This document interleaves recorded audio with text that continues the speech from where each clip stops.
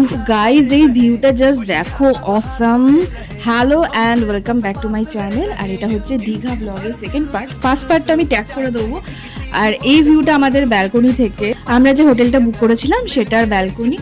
আর এই ভিউটা just awesome. Sand পিপারে দীঘাতে।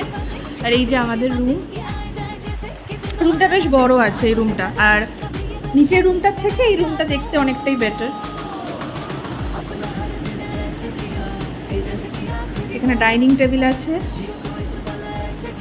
ওইদিকে ওয়াশরুম আছে, এখানে একটা ড্রেসিং টেবিল একটু ছোটো একটা দিয়েছে। সব থেকে বড় হচ্ছে মানে ভালো হচ্ছে ডাইনিং টেবিলটা। আর এখানে টিভি আর একটা মতো আছে। বাজে হচ্ছে 1:19। আমরা অনেক দেরিতে পৌঁছেছি, আমাদের আরও আগে পৌঁছে যাওয়ার কথা ছিল। যাই হোক, আমি লিকার চা বানিয়ে দিল। লিকার চা খাচ্ছি, এটাই চাই। শীত গ্রীষ্ম বর্ষা চাই ভরসা, তাই না? সো এরপরে আমরা চলে গেলাম বাইরে। আর ভাবলাম যে একটু সি বিচটা ঘুরে আসি, লাঞ্চ করার আগেই বেরিয়েছিলাম। আর এই দেখো, আমাদের যে হোটেলটা ছিল তার বাইরেটা ভীষণ সুন্দর, খুবই গ্রিনারি, চারিদিকে গাছগাছালি। আর আমার তো এরকম জায়গা বেশ ভালো লাগে। আমাদের রুমটাও বেশ ভালো, ডিসেন্ট, তোমরা তো দেখলেই। তারপরে আমরা চলে এলাম সমুদ্র পাড়ে।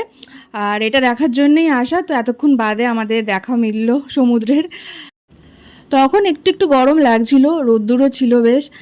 যেহেতু আমরা 1-2 মাস আগে গেছিলাম, তখনও তো বর্ষাকাল শুরুই হয়নি, সেই জন্য। তবে অতটা অসুবিধা হচ্ছিল না, যেহেতু হাওয়াটা বিশাল ছিল। সমুদ্র পাড়ে এমনিই খুব হাওয়া থাকে। আর একদমই কাছে আমাদের হোটেল থেকে, জাস্ট একটুখানি ওয়াকিং ডিস্টেন্স।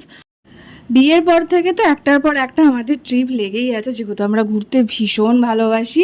আর সব কটা ট্রিপেই আমি গেছি আমার হাজব্যান্ডের সাথে। তবে এই ট্রিপটা আমি এসেছিলাম আমার ফ্যামিলির সাথে। অনেক দিন বাদে আমি একটা ফ্যামিলি ট্রিপে এলাম, বিয়ের পর থেকে তো হচ্ছিলই না। তো আমি সেই জন্য আরও হ্যাপি। একটা ফ্যামিলি ট্রিপ হলো অনেক দিন বাদে। আমি, আমার মা, মাসি, মেসো, মামা, মামি সবাই মিলে এসেছিলাম। তো তারপরে আমরা লাঞ্চ করে দুপুরে রেস্ট নিয়ে আবার সন্ধ্যাবেলায় বেরিয়ে গেলাম মার্কেটের উদ্দেশ্যে। এই যে ওই দূরে সমুদ্র, এখন দেখা যাচ্ছে না অন্ধকারের জন্য। আর এখানে সব চা পাকোড়ার দোকান, আমি গিয়ে কথা বলছে, এখন চা আর পকোড়া খাবো। তারপরে একটু মার্কেটে যাওয়ার ইচ্ছা আছে। এরপর আমরা চা পকোড়া খেয়ে নিলাম, চিপসও খেলাম, তারপরে গেলাম মার্কেটের উদ্দেশ্যে।